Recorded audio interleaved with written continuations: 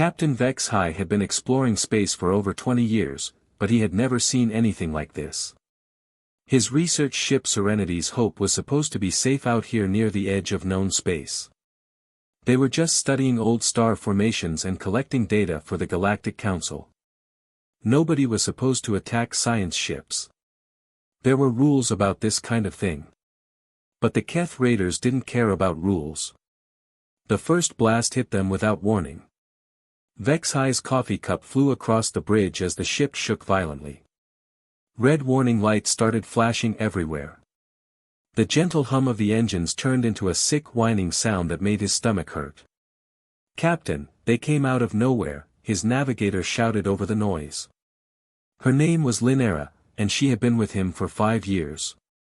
She was young for their species, only about 60 years old, and her blue skin had gone completely pale with fear. 3 Keth warships, full attack formation. Another blast rocked the ship. This time, one of the main computer panels exploded in a shower of sparks. The smell of burning metal filled the air. Vex High used all 4 of his arms to steady himself against his command chair. His people were not built for war. They were scientists, explorers, peaceful beings who spent their time studying the wonders of the universe. "Shields are down to 15%, called out his chief science officer. Her voice was shaking. "They're targeting our life support systems. They want to take us alive." Vex High felt sick. Everyone in the galaxy knew what the Keth did with prisoners. They sold them as slaves to the worst parts of space. His crew of 47 would disappear forever, sold to mining colonies or worse places that nobody talked about. "Send a distress call," he ordered. "All frequencies. Emergency channels. Everything we have." "Captain," Linera said quietly, "we're too far out. The nearest council patrol is weeks away. By the time they get here." She didn't need to finish. They all knew they would be dead or worse by then. The ship shook again. More systems failed. The lights flickered and went dim. Through the bridge windows, Vex High could see the Keth ships getting closer. They looked like metal sharks, all sharp edges and weapon ports. Their hulls were painted with the symbols of dead civilizations they had destroyed. "Life support down to 30%, someone called out. "We have maybe 6 hours of air left, assuming they don't breach the hull." Vex High's hands moved over the communication controls. He had heard stories, old stories that most people said were just myths.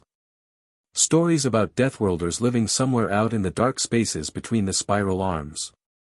Savage creatures from planets so dangerous that no civilized being could survive there. Most council species thought humans were just scary stories told to children.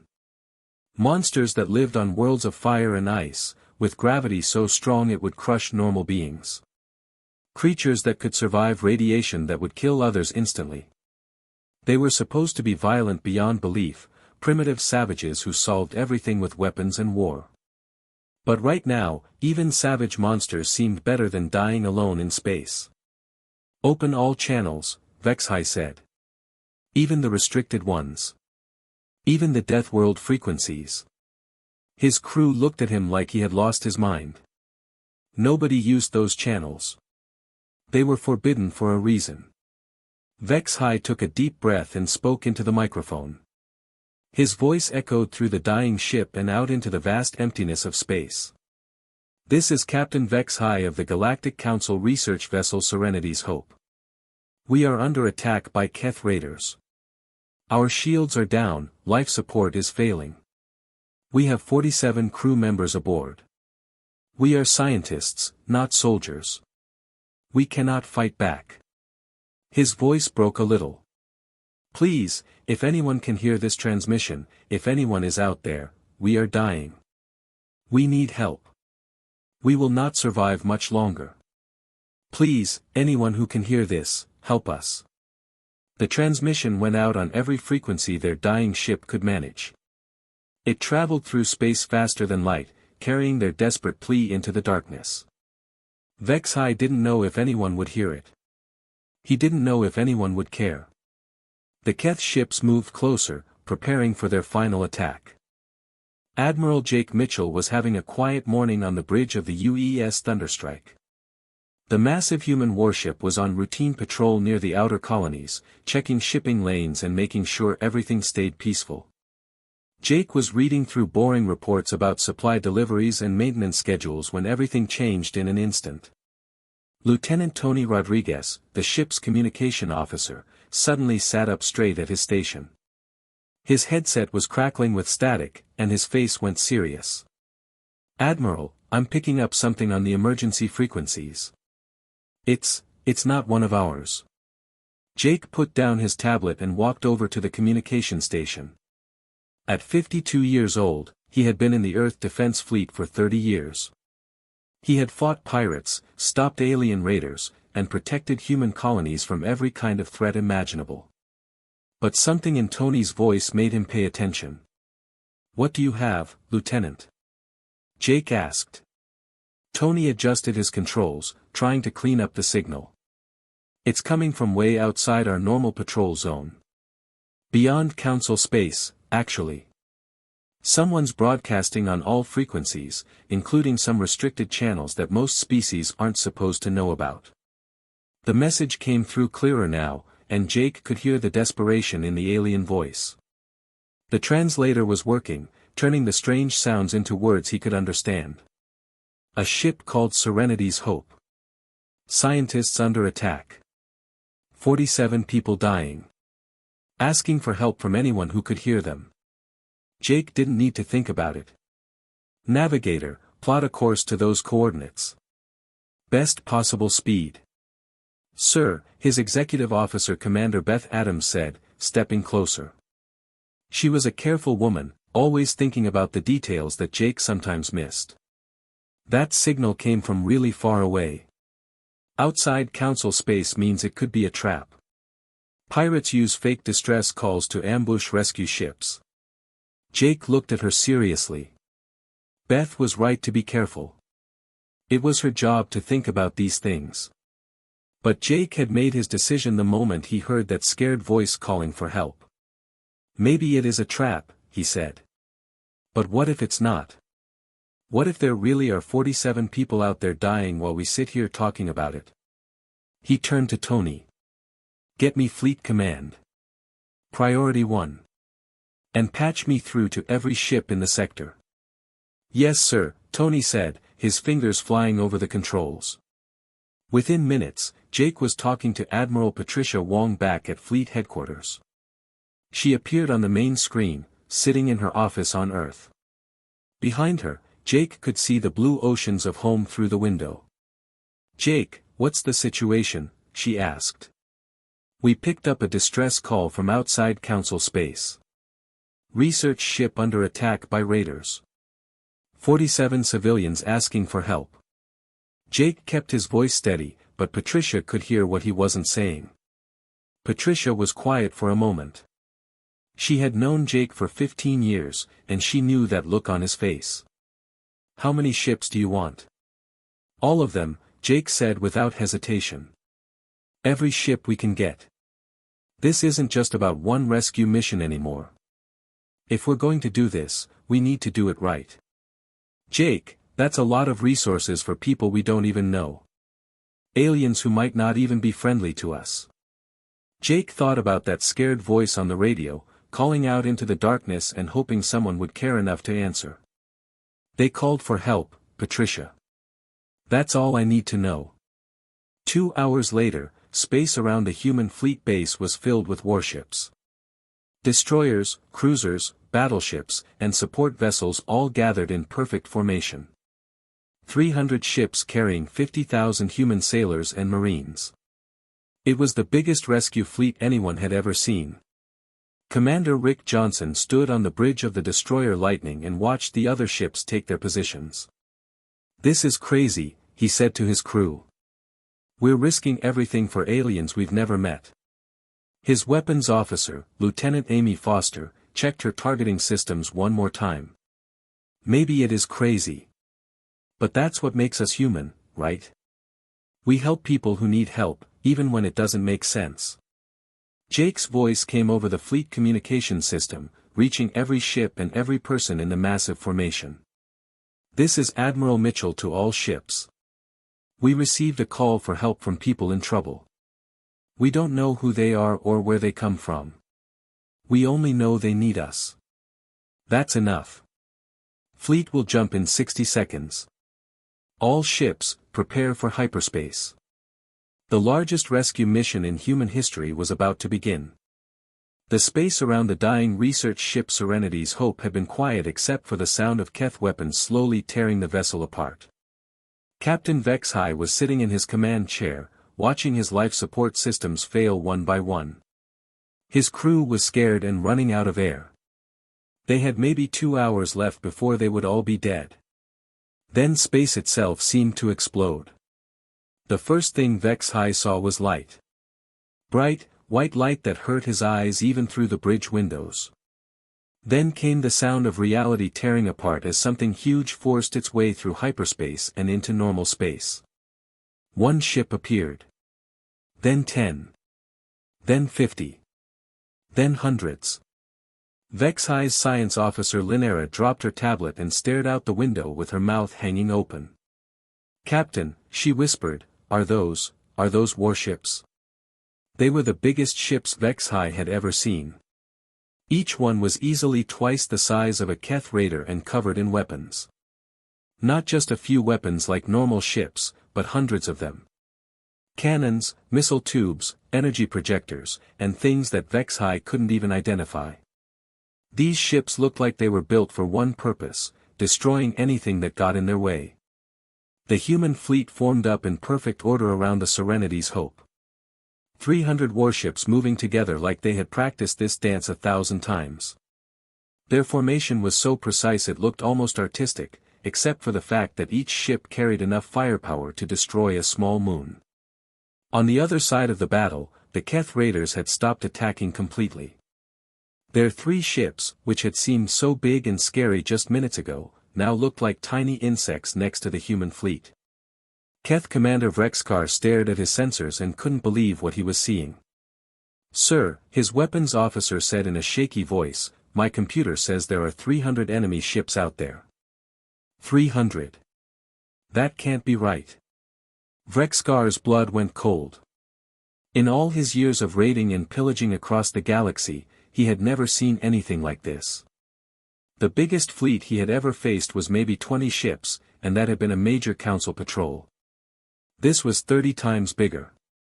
"What kind of species sends 300 warships to save 47 strangers?" he growled.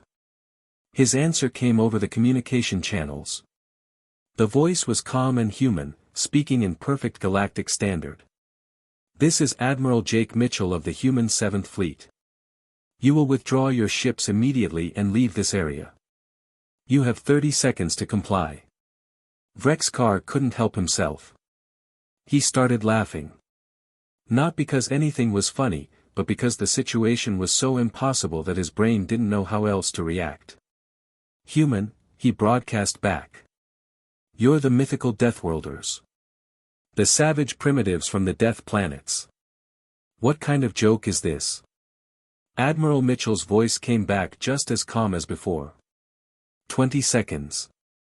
Wait, Vrexkar said, trying to buy time while his ships prepared to run away. "You're risking 300 ships, thousands of your people, for a bunch of alien scientists you don't even know. That makes no sense. What do these people mean to you? Are they your allies? Do they owe you money?" There was a pause. Then Admiral Mitchell spoke again, and something in his voice made Vrexkar realize he had made a terrible mistake. "They called for help. That's reason enough." The first human weapons fired before Vrexkar could even respond. 2 beams of pure energy, brighter than stars, reached out from the human fleet and touched 2 of his ships. The Keth raiders didn't explode dramatically. They didn't catch fire or break apart. They simply stopped existing. One moment they were there, and the next moment there was nothing but expanding clouds of gas and debris. On the bridge of the Serenity's Hope, Vexhai and his crew watched in complete shock. They had expected the humans to be savage and primitive. Instead, they were seeing the most advanced weapons technology in the galaxy fired with surgical precision. Those energy beams had completely destroyed 2 ships without even sending dangerous debris toward the research vessel. "Impossible," whispered Linera. "That level of power control, our best weapons can't do that." The remaining Keth ship was already turning to run. Vrexkar's voice came over the radio one last time, filled with fear and confusion. "This isn't over, humans. The Keth Empire will remember this." Admiral Mitchell's response was simple. "Tell them what happens when someone asks us for help." The Keth ship disappeared into hyperspace, running as fast as its engines could carry it. Silence fell over the area except for the gentle hum of 300 human ships maintaining protective formation around one small alien research vessel.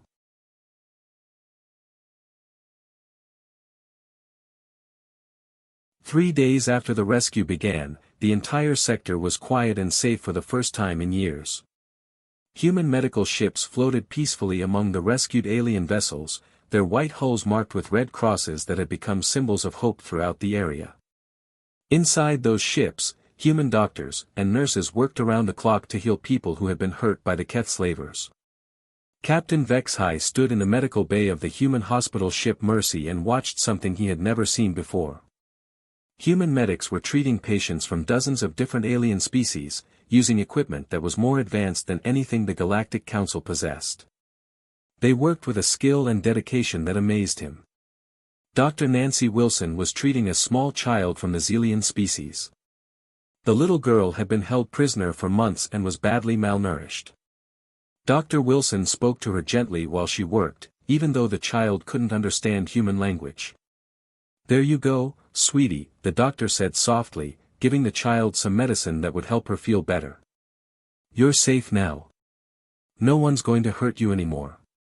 The child looked up at the human doctor with big, grateful eyes. Even without sharing a language, she understood that this strange creature from a death world was helping her. Nearby, Lieutenant Bobby Chen was helping to coordinate family reunions.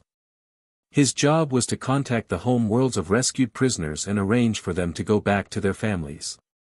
He had been working for 18 hours straight, but he never complained. "We found your daughter," he told an elderly alien whose family had been captured by slavers 6 months ago. The old man started crying tears of joy when he heard the news through the translator. "She's on medical ship 3, getting treated for minor injuries. She's going to be fine, and you'll see her in a few hours." Stories like this were happening all over the sector. Families torn apart by slavery were coming back together. People who thought they would never see their homes again were booking passage on human transport ships that would take them anywhere they wanted to go, free of charge. But the most amazing thing to Vexhai was watching how the humans treated the rescued prisoners. These were supposedly savage Deathworlders, creatures from planets so dangerous that normal beings couldn't survive there. Yet they shared their own food with hungry aliens, gave up their beds so sick prisoners could rest, and spent their own money buying supplies for people they didn't even know.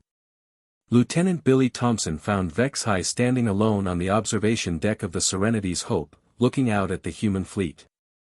The ships maintained perfect protective formation around all the alien vessels, ready to fight off any threat that might appear. "Captain Vexhai," Billy said. "Admiral Mitchell asked me to check on you. How are you feeling?" Vexhai turned to look at the young human officer. Billy was maybe 25 years old in human terms, with kind eyes and a gentle smile. He was wearing the uniform of one of the most powerful military forces in the galaxy, but he talked to Vexhai like they were old friends. "I'm confused," Vexhai admitted. "We were wrong about your species. For generations, we've told stories about Deathworlders. Savage monsters who solve everything with violence. Primitive creatures who don't understand civilization." Billy laughed, but not in a mean way. "Well, we did just blow up about 50 Keth ships and destroy their entire operation in this sector. That's pretty violent. But that's what I don't understand," Vexhai said. "You are violent. Your weapons are more powerful than anything we've ever seen. Your soldiers fight with a skill that's almost frightening. Yet you use all that power to help people you've never met. Billy thought about that for a moment. I guess we are savage, he said finally. But we get to choose what to be savage about. When someone hurts innocent people, that makes us savage. When someone asks for help, that makes us want to protect them. That's just how humans are built. Your people risked everything for strangers, Vexhai said. 300 ships. Thousands of your own people. All to save 47 aliens you'd never seen before. 47 people, Billy corrected gently. Species doesn't matter. If someone needs help, they're people. That's enough. Word of what happened in the sector spread across the galaxy faster than light-speed communications could carry it. The surviving Keth raiders told everyone they met about the impossible humans who had destroyed their entire operation just to save some scientists. Other criminal organizations heard the stories and started avoiding areas where humans might show up. But honest people heard different stories. They heard about the Deathworlders who shared their food with hungry prisoners. About the savage warriors who carried alien children to safety in their arms. About the species that turned their capacity for violence into an instrument of protection. Captain Rex Miller of the human destroyer Guardian was patrolling a trade route 2 weeks later when he received a message that made him smile. It was from a merchant ship that was being attacked by pirates. Please help us, the message said. We know humans protect people who need help. The call went out on all human frequencies. Within hours, a dozen human ships had converged on the area. The pirates took one look at the arriving fleet and disappeared into hyperspace without firing a shot. Admiral Jake Mitchell stood on the bridge of the Thunderstrike and watched reports coming in from across human space. Distress calls were being answered. Criminal operations were being shut down. Innocent people were being protected by human ships that showed up whenever someone asked for help.